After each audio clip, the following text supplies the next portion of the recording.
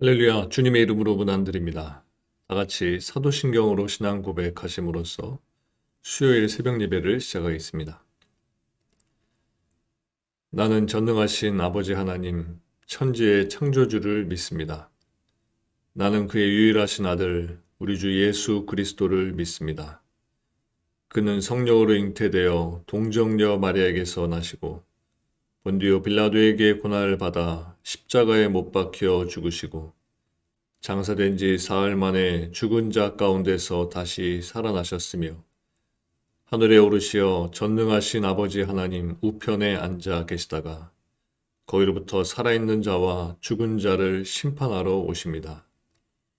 나는 성령을 믿으며 거룩한 공교회와 성도의 교제와 죄를 용서받는 것과 몸의 부활과 영생을 믿습니다. 아멘. 사랑의 하나님 감사합니다. 이 아침 하나님을 바라보며 하나님께 예배드리는 거룩한 자리를 불러주시고 이 하루도 하나님과 함께 살아갈 수 있도록 또 하나님을 의지할 수 있도록 인도하시니 감사를 드립니다. 우리의 삶을 늘 정결하게 또 진실되게 빚어주시고 하나님 앞에 부끄러움 없이 또 사람들 앞에 약한 모습 없이 죄된 모습 드러내지 않고 살 수 있는 우리들 될 수 있도록 도와주시옵소서. 특별히 오늘부터 사순절이 시작됩니다.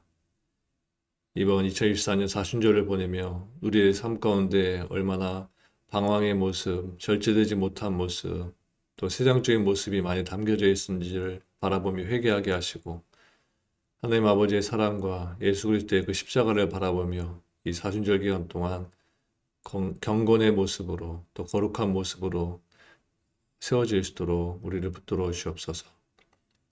오늘 이 예배를 통하여서 함께 하나님의 말씀을 나누고자 합니다. 성령 하나님, 우리들의 심령 가운데 찾아와 주시고 이 예배 가운데 함께해 주셔서 말씀을 듣는 귀를 열어주시고 우리의 마음을 하나님의 말씀으로 가득 채우셔서 그 채우신 하나님의 말씀으로 인하여서 오늘도 우리들의 삶이 하나님의 원하시는 삶으로 채워지도록 도와주시옵소서. 감사를 드리며 예수님의 이름으로 기도합니다. 아멘.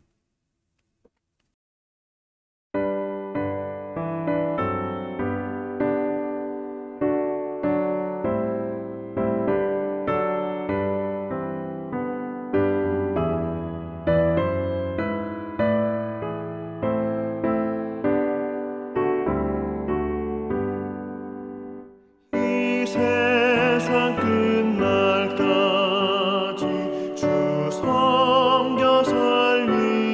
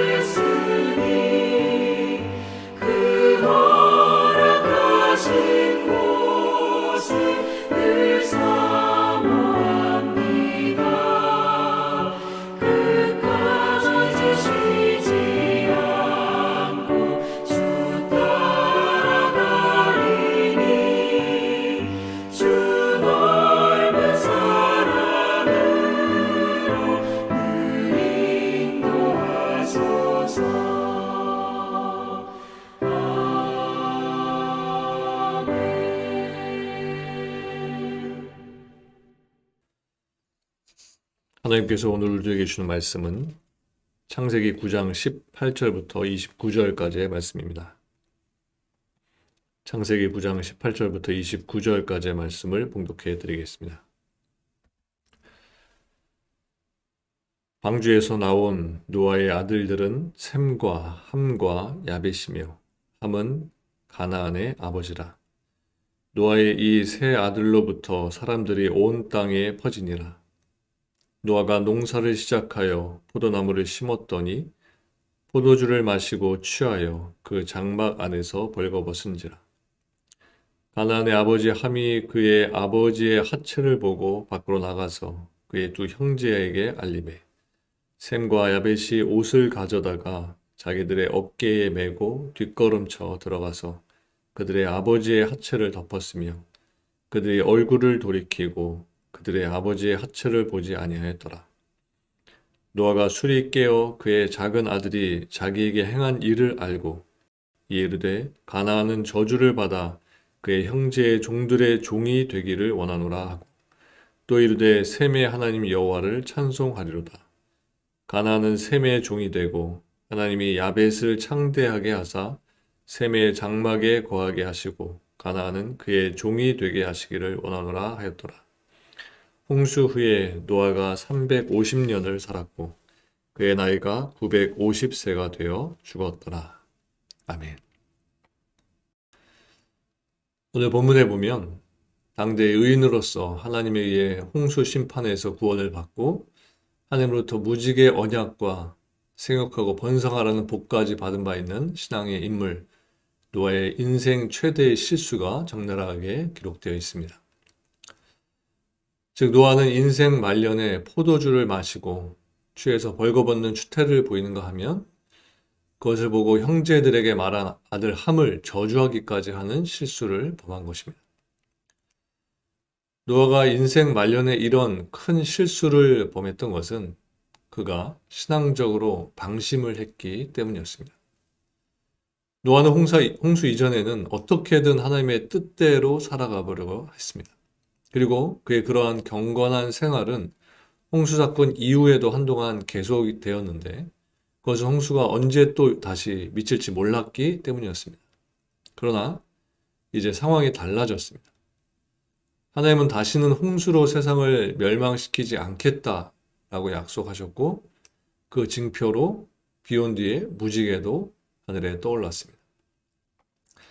하나님의 진노는 끝났고 자연도 질서를 회복해 가고 있었던 겁니다. 그래서 노아에게 있어서 이제 문제될 것이라고는 아무것도 없었습니다. 그런데 그는 영적 긴장을 늦추고 육적인 쾌락을 위해 포도주를 마시게 된 것입니다. 그때 그가 한 가지 간과한 것이 있었습니다. 그것은 자신 안에 여전히 죄성이 남아 있다는 것이었습니다. 또한 그는 사단이 홍수 이전과 동일하게 홍수 이후에도 활동하고 있다는 사실을 잊고 있었던 것입니다. 그래서 그는 결국 만취 상태에서 옷을 벗고 추태를 보이는가 하면 자기 감정을 이기지 못하고 자신의 추태를 형제들에게 말한 함을 저주하는 실수까지 범하게 되었던 것입니다. 여기서 보듯이 성도는 자신이 섰다고 생각하고 방심할 때에 신앙적으로 넘어지게 되는 것입니다. 우리 안에 있는 죄성은 우리가 신앙적으로 겸손할 때는 마치 죽은 듯이 있다가도 우리가 신앙적으로 조금만 교만해져도 즉시 치고 올라와서 우리들을 넘어뜨리는 것입니다. 노아는 포도주를 마시고 만취한 상태에서 벌거벗는 추태를 보이는가 하면 자기 감정을 이기지 못하고 아들을 저주하는 실수까지 범했습니다. 여러분, 노아가 어떤 인물인가요? 6장 9절 말씀에 보면 노아에 대해서 노아는 의인이고 당대의 완전한 자라고 했습니다. 성경에 등장하는 인물 가운데 예수님을 제외하고 노아와 같이 이런 극찬을 받은 인물은 아무도 없습니다. 그만큼 노아는 종교적으로 도덕적으로 완전했던 사람이었습니다. 그런데 그런 그가 육신의 정욕을 이기지 못함으로써 술을 마시고 만취해서 추태를 부리는 실수를 범하게 되었던 것입니다. 물론 노아의 이런 실수는 다른 악한 범죄자들에 비하면 사소한 것에 지나지 않는다라고 말할 수도 있을 겁니다. 하지만 노아의 실수는 그가 하나님으로부터 완전한 자라고 평가를 받던 사람이었다는 점에서 우리에게 크게 다가오는 것입니다. 결국 이러한 사실은 인간은 어떠한 자도 완전할 수 없다는 것을 우리들에게 보여주는 것입니다. 인간은 그가 인격적으로 제 아무리 훌륭해 보이고 종교적으로 도덕적으로 완벽해 보인다고 할지라도 언제든지 타락하고 또 범죄할 가능성이 있다는 것입니다. 그것은 인간의 본성은 근본적으로 죄에 오염되어 부패한 상태에 있기 때문입니다. 사실 노아가 죄로 관영했던 세상에서 의인이요 당대의 완전한 자라고 평가받고 홍수 심판에서 구원을 받을 수 있었던 것은 그의 스스로의 노력에 대한 결과가 결코 아니었습니다. 그 역시도 본래는 다른 사람들과 같이 홍수 심판을 받아 멸망할 운명에 불과한 자였습니다. 그럼에도 불구하고 그가 의인과 완전한 자라고 인정받고 구원에 이를 수 있었던 것은 하나님께서 그에게 은혜를 베풀어 주시고 세상과 그가 구별된 삶을 살도록 인도해 주셨기 때문인 것입니다. 이와 같이 인간은 누구든지 하나님의 은혜를 입지 않고는 어떠한 선도 행할 수 없고 끝내 멸망당할 수밖에 없습니다. 이것은 결국 오늘날 우리가 하나님께 의롭다함을 받고 구원에 이를 수 있게 된 것이나 종교, 도덕적으로 선을 행할 수 있는 것이 우리의 노력의 결과나 선천적으로 죄가 없는 완전한 자였기 때문이 아니라 하나님의 은혜의 결과임을 잘 보여주는 것이라고 할 수 있습니다. 우리가 구원을 받은 것도 타락하지 않고 하나님의 말씀 안에 머물러 있는 것도 모두 다 하나님의 은혜의 결과라는 것입니다. 따라서 우리는 결코 우리의 의나 행위를 자랑해서는 안 되는 것입니다. 노아가 벌거벗는 추태를 부린 것은 그가 포도주를 마시고 만취했기 때문이었습니다. 노아는 아마도 처음부터 만취하려고 포도주를 마시지는 않았을 것입니다. 그는 처음에는 포도 농사를 지어서 포도주를 담가놓고 한두 잔 정도 마시려고 했을 겁니다. 그러나 한두 잔의 포도주를 마시자 그 포도주의 달콤한 맛에 매료가 되었고 또한 취하지도 않자 계속해서 마셨을 겁니다. 그래서 그는 결국 만취의 상태가 되어서 자기도 모르게 벌거벗고 잠을 잤던 것입니다. 이러한 노아의 실수 과정은 성도가 죄에 빠져서 파멸에 이르는 과정을 잘 보여준다고 할 수 있습니다. 즉, 죄는 처음에는 마치 포도주와 같이 달콤하게 다가와서 성도들을 유혹합니다. 그리고 성도가 이 달콤한 죄의 유혹을 이기지 못하면 점차 죄에 빠지게 되고 결국 죄가 지배하게 되어서 노아가 술에 만취해서 추태를 부리고 잠을 잔 것처럼 끝내는 죄에서 헤어나올 수 없는 상태까지 이르게 되는 것입니다. 이처럼 죄는 처음에는 달콤하지만 마지막에는 쓰디쓴 고통만을 가져다 줍니다. 사실 많은 사람들이 죄에 빠져서 멸망하는 이유도 죄가 처음에 주는 그 달콤한 맛 때문인 것입니다. 하지만 죄의 마지막은 너무도 쓴 지옥, 형벌뿐입니다. 죄는 그것이 무엇이든지 어떠한 형태로 다가오든지 크기가 크든지 작든지에 상관없이 한번 범하기만 하면 사람을 파멸에 이르게 하는 것입니다. 그럼 우리 성도들은 죄가 아무리 달콤하게 나에게 다가와서 유혹을 한다고 할지라도 그것들을 단호하게 거부할 수 있어야 하는 것입니다. 22절을 보면 노아의 작은 아들 함은 아버지의 장막에 들어갔다가 노아가 술에 취해 벌거벗고 하체를 드러낸 채로 누워 자는 모습을 봤습니다. 그리고 밖으로 나가서 두 형제들에게 그 사실을 알렸습니다. 그런데 여기서 알렸다는 말은 단순히 어떤 사실을 말한 것만을 의미하지 않고 그것을 조롱하면서 악의적으로 즐긴 것을 의미하는 말입니다. 즉, 함은 형제들에게 아버지의 추태를 알리고 아버지를 조롱하면서 그것을 즐겼던 것입니다. 함의 이러한 태도는 비난을 받아서 마땅합니다. 함은 설령 아버지가 실수로 추태를 벌였다고 할지라도 아들된 도리로서 당연히 아버지의 수치를 가려주고 형제들에게도 말하지 말았어야 하는 것입니다. 그러나 그는 아버지의 권위와 인격은 아랑곳하지 않고 형제들에게 조롱 섞인 말로 그것을 떠벌림으로써 아버지의 인격과 권위를 모독하고 또 아버지의 권위를 부여하신 하나님께 패역하는 죄까지 범했던 것입니다. 함의 이러한 행동은 아마도 자신은 아무런 허물도 없다는 교만에서 비롯된 것 같습니다. 그러나 서러서 먼지 안 나는 사람이 없다는 말이 있듯이 인간 가운데 허물이 없는 사람은 아무도 없습니다. 사람은 누구나 죄로 또 허물로 찌들어 있는 것입니다. 결국 자신의 허물을 깨닫지 못하고 아버지의 허물만 보고 그것을 조롱하고 비난하는 것은 아버지께 권위를 부여받은 하나님께 권위를 부여받은 아버지로부터 저주를 받은 운명에 처하게 되는 것입니다. 한편 함으로부터 아버지의 추태에 대한 소식을 들은 셈과 야벳은 옷을 가져다가 아버지의 하체를 가려줌으로써 아버지의 인격과 권위가 더 이상 손상되는 것을 막아줬습니다. 즉 셈과 야벳은 아버지에 대한 존경과 사랑의 마음으로 아버지의 허물을 덮어줬던 것입니다.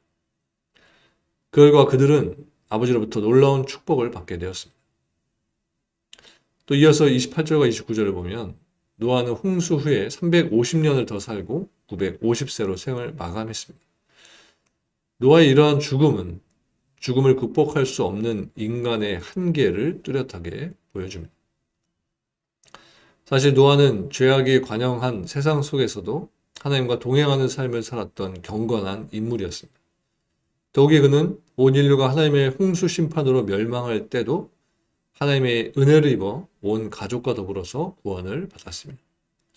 또한 그는 비록 자신의 육신의 정욕을 이기지 못하고 술에 만취함으로써 자식들 앞에서 자신의 치부를 드러내는 추태를 보이고 또 함을 저주하는 엄청난 실수를 보였음에도 불구하고 하나님의 은총을 누리면서 오랜 세월을 장수할 수 있었습니다. 그러나 이러한 그도 죽음만은 벗어날 수 없었습니다. 노아는 비록 오늘날 우리 인생들과는 비교할 수 없을 정도로 오랜 세월을 이 땅에서 살았지만 그 역시도 죽음을 극복하지 못했다는 이 점에서 우리들과 동일하게 유한한 인생을 살았던 것입니다.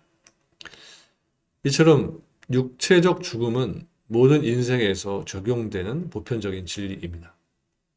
육체적 죽음은 가난한 자나 부자나 의로운 자나 불의한 자나 모두에게 다 찾아옵니다. 육체적 죽음은 이처럼 하나님께서 모든 인생에게 정해주신 필연적인 법칙인 것입니다. 여러분, 우리는 의인이요 당세의 완전한 자라는 평가를 받았던 노아의 실수를 보면서 인간의 죄악된 본성이 어떠한지를 보게 되었습니다. 실제로 인간은 조금만 방심해도 죄를 범할 수밖에 없는 연약한 존재들인 것입니다. 따라서 우리는 우리의 구원이 완성되기까지 우리 안에 있는 악한 죄의 본성이 활동하지 못하도록 우리의 자신을 쳐서 복종시키는 노력을 계속해서 해야 하는 것입니다.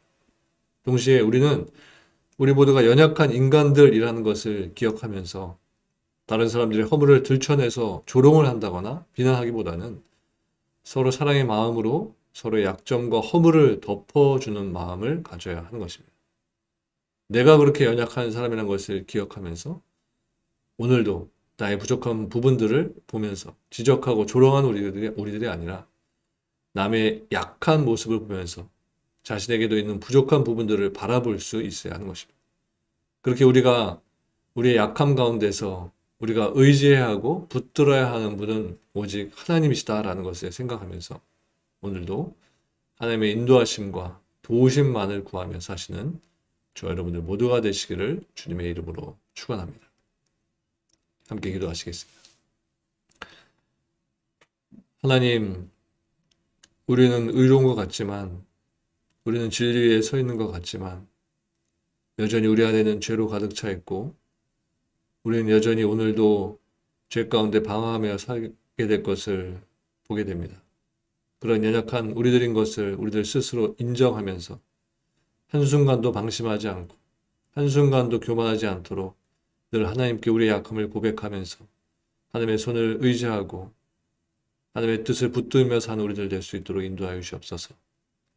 실수하고 또 절망하며 낭만 가운데 있을 때 그 순간 속에서도 우리를 바라보시고 우리를 하나님의 선하신 길로 인도하시는 하나님을 바라보면서 그 넘어져 있는 그 자리에서 벌떡 일어나서 하나님이 오라고 손짓하시는 그곳으로, 그 방향으로 하나님의 길로 나아갈 수 있는 우리들 될 수 있도록 도와주옵소서. 그러한 삶이 될 수 있도록, 오늘도 그러한 하루를 살 수 있도록 성령 하나님 우리를 이끌어 주시고 우리 믿음이 늘 굳건한 믿음 가운데 설 수 있도록 하나님 우리를 도와주시옵소서. 감사를 드리며 예수님의 이름으로 기도합니다. 아멘. 하늘에 계신 우리 아버지, 아버지의 이름을 거룩하게 하시며 아버지의 나라가 오게 하시며 아버지의 뜻이 하늘에서와 같이 땅에서도 이루어지게 하소서. 오늘 우리에게 일용할 양식을 주시고 우리가 우리에게 잘못한 사람을 용서하여 준 것 같이 우리 죄를 용서하여 주시고 우리를 시험에 빠지지 않게 하시고 악에서 구하소서. 나라와 권능과 영광이 영원히 아버지의 것입니다. 아멘.